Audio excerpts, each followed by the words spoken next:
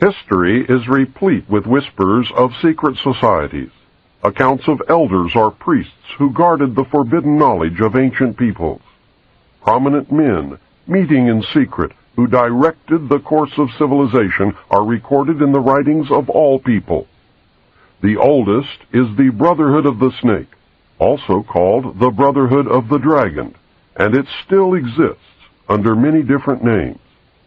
The Brotherhood of the Snake is devoted to guarding the secrets of the ages and to the recognition of Lucifer as the one and only true God. If you do not believe in God, Lucifer, or Satan, you must understand that there are great masses of people who do. I do not believe in racism, but millions do, and their beliefs and actions based upon those beliefs will affect me. It is clear that religion has always played a significant role in the course of these organizations. Communication with a higher source, often divine, is a familiar claim in all but a few. The secrets of these groups are thought to be so profound that only a chosen, well-educated few are able to understand and use them. These men use their special knowledge for the benefit of all mankind. At least, that is what they claim. But how are we to know, since their knowledge and actions have been secret? Fortunately, some of it has become public knowledge. Secret societies mirror many facets of ordinary life. There is always an exclusivity of membership, with the resultant importance attached to being or becoming a member. This is found in all human endeavors, even those which are not secret, such as football teams or country clubs. This exclusivity of membership is actually one of the secret society's most powerful weapons. There is the use of signs, passwords, and other tools. These have always performed valuable functions in man's organizations everywhere. The stated reason, almost always different from the real reason for the society's existence, is important. It can be anything, but is usually fraternal and is found in all pressure groups wherever people congregate. The most potent tool of any secret society is the ritual and myth surrounding initiation. These special binding ceremonies have very deep meaning for the participants. Initiation performs several functions which make up the heart and soul of any true secret society. Like boot camp, the initiation into the armed forces, important aspects of human thought that are universally compelling are merged to train and maintain the efforts of a group of people to operate in a certain direction. Initiation bonds the members together in mysticism. Neophytes gain knowledge of a secret, giving them special status. The ancient meaning of neophyte is planted anew or reborn. A higher initiation is, in reality, a promotion inspiring loyalty and the desire to move up to the next rung. The goals of the society are reinforced, causing the initiated to act toward those goals in everyday life. That brings about a change in the political and social action of the member. The change is always in the best interest of the goals of the leaders of the secret society. The leaders are called adepts. This can best be illustrated by the soldier trained to follow orders without thinking. The result is often the wounding or death of the soldier for the realization of the commander's goal, which may or may not be good for the overall community. Initiation is a means of rewarding ambitious men who can be trusted. You will notice that the higher the degree of initiation, the fewer the members who possess the degree. This is not because the other members are not ambitious, but because a process of very careful selection is being conducted. A point is reached where no effort is good enough without a pull-up by the higher members. Most members never proceed beyond this point and never learn the real, secret purpose of the group. The frozen member from that point on serves only as a part of the political power base, as indeed he has always done. You may have guessed by now that initiation is a way to determine who can and cannot be trusted. A method of deciding exactly who is to become an adept may be decided during initiation by asking the candidate to spit upon the Christian cross. If the candidate refuses, the members congratulate him and tell him, "You have made the right choice, as a true adept would never do such a terrible thing." The newly initiated might find it disconcerting, however, that he or she never advances any higher. If instead the candidate spits upon the cross, he or she has demonstrated a knowledge of one of the mysteries and soon will find him or herself a candidate for the next higher level. The mystery is that religion is but a tool to control the masses. Knowledge or wisdom is their only God, through which man himself will become God.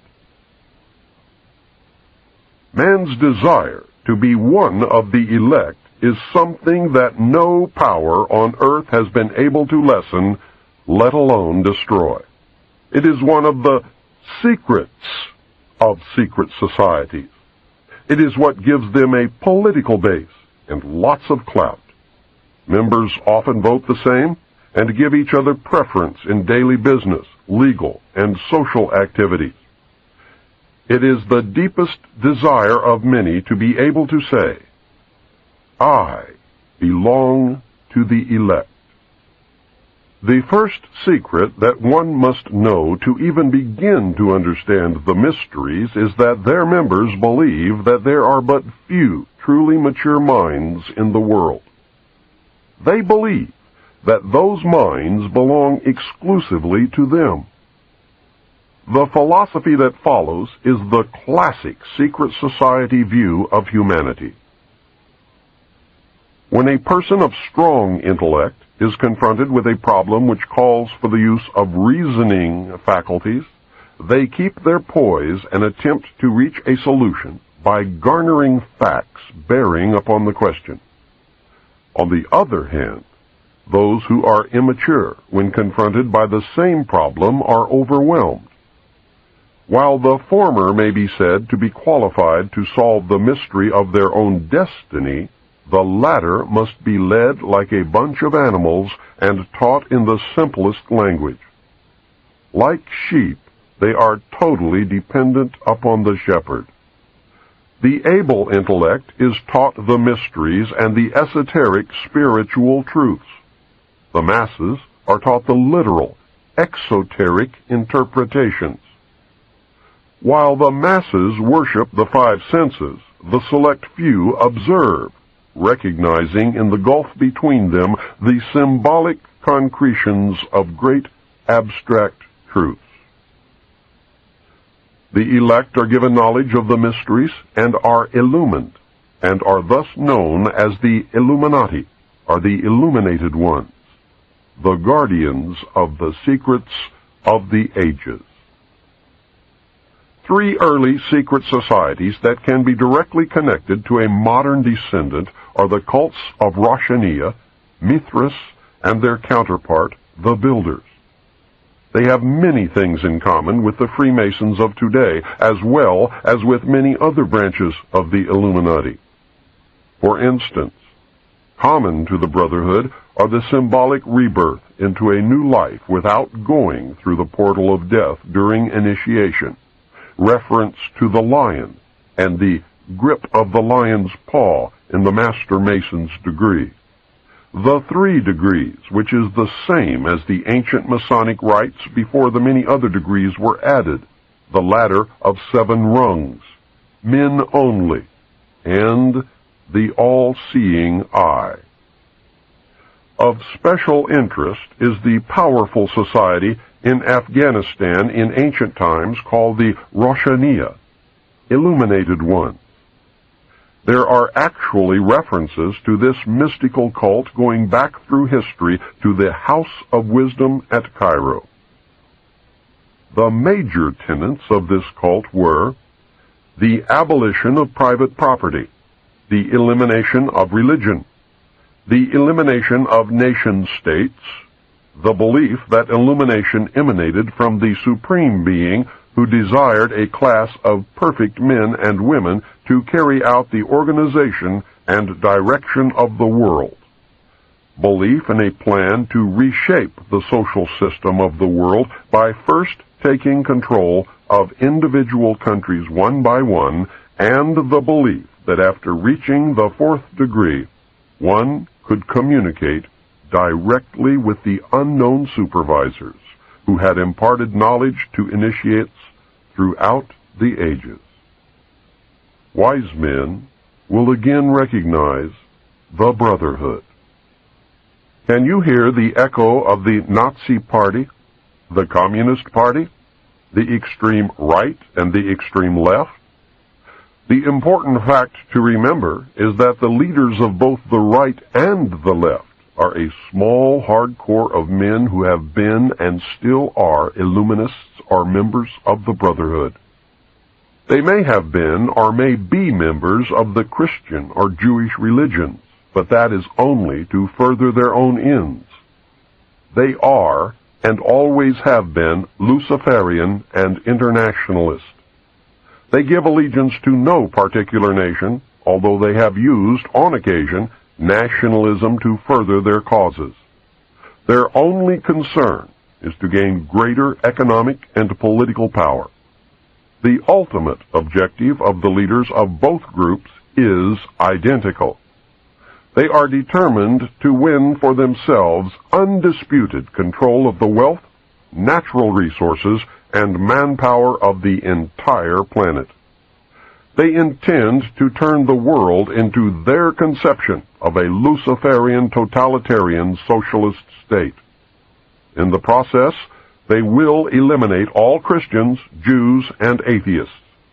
You have just learned one, but only one, of the great mysteries.